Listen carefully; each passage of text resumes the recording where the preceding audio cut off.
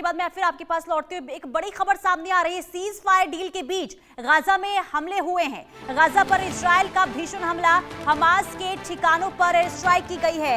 अल बसरा इलाके में भारी तबाही हुई है। अल नूर सेंटर के पास भारी बमबारी की गई है। बहुत बड़ी खबर, देखिए एक तरफ जहां बात हो रही है सीज फायर की, लेकिन इसी बीच एक बार फिर से गाजा पर हमला हुआ है, बमबारी हुई है। सीज फायर डील के बीच हमले की जानकारी इस वक्त गाजा से सामने आ रही है और उम्मीद देखिए एक तरफ इस बात की है कि महासंग्राम जो चल रहा था उस पर कहीं ना कहीं विराम लग जाएगा, लेकिन अल बसरा इलाके ये इलाका है जहां पर बमबारी हुई है और अल नूर सेंटर के पास भारी बमबारी की खबर, तस्वीर भी हम आपको दिखा रहे हैं। सीज फायर पर जहां सहमति बन गई थी और गाजा पर इजराइल ने एक बार फिर से हमला कर दिया है, तो ये बहुत बड़ी खबर आपको बता रहे। देखिए एक तरफ जहां अल्टीमेटम ट्रंप की तरफ से दिया गया था और कहीं ना कहीं इसके बाद हमास जो है उसे लेकर राजी भी हो गया था, मान भी गया था, लेकिन इजराइल की तरफ से भी सहमति जता दी गई थी, लेकिन इसी बीच हमले इजराइल की तरफ से हुए हैं। अब आइए बता देते हैं सीज फायर डील के बीच गाजा में जो हमला हुआ है वो कहां हुआ है, वो भी हम आपको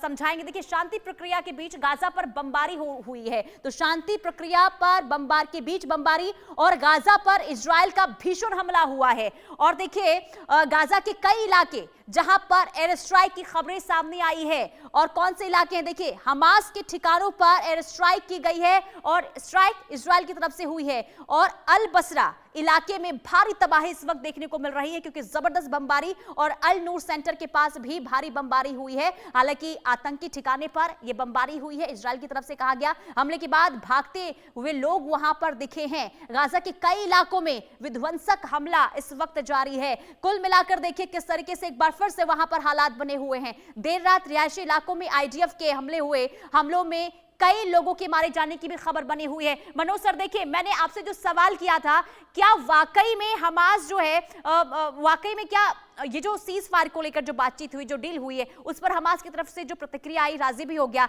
लेकिन इजराइल की तरफ से सीज फायर के बीच हमला करना, आखिर क्या समझ रहे हैं इसे आप?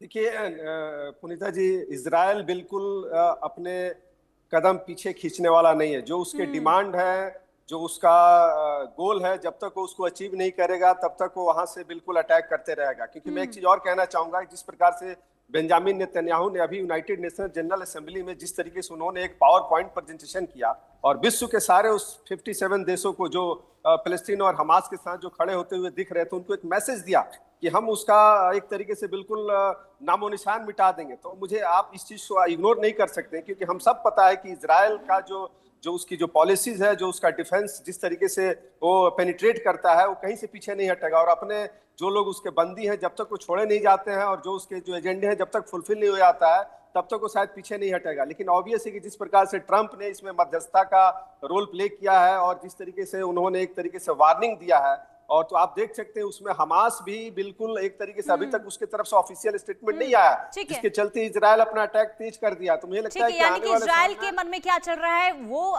जानना समझना बहुत मुश्किल है। मैं आपके पास आऊंगी सर, क्योंकि देखिए एक तरफ तो डोनाल्ड ट्रंप स्वागत करते हैं इजराइल ने जो सीज फायर को लेकर सहमति जताई, लेकिन आखिर एक बार फिर से ये हमला करना, इजराइल का आखिर प्लान क्या हो सकता है स्ट्रैटेजिक तरीके से हम समझे तो किस तरीके से आप देख रहे हैं सर इसको?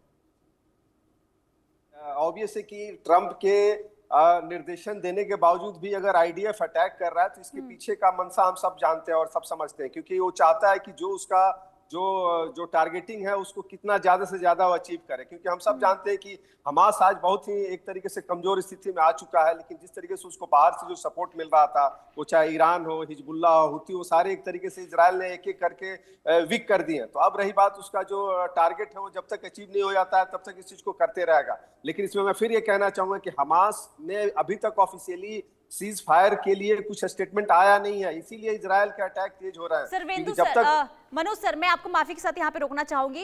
एक सवाल आपसे भी होगा मेरा सर्वेंदु सर, क्योंकि देखिए एक तरफ तो इजराइल की तरफ से स्टेटमेंट दिया जाता है जब सीज फायर को लेकर सहमति जताई जाती है, और डोनाल्ड ट्रंप इस पर खुशी भी जताते हैं, लेकिन एक बार फिर से आईडीएफ का हमला, इसे जरा समझाइए क्या प्लान हो सकता है इसके पीछे इजराइल का? देखिए, एक बात तो तय है कि डोनाल्ड ट्रंप के प्रेशर में नेतन्याहू को ये सीज फायर करना पड़ेगा, ऐसा मेरा मानना है।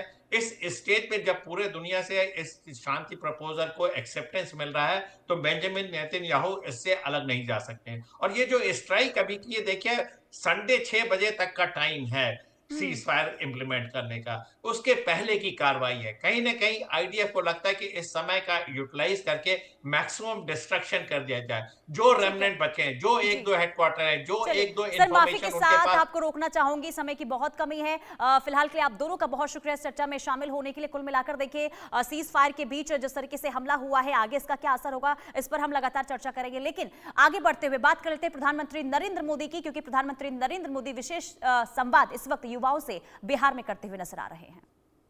Modern agriculture, electronics, logistics, banking, finance and insurance, यानी BFSI।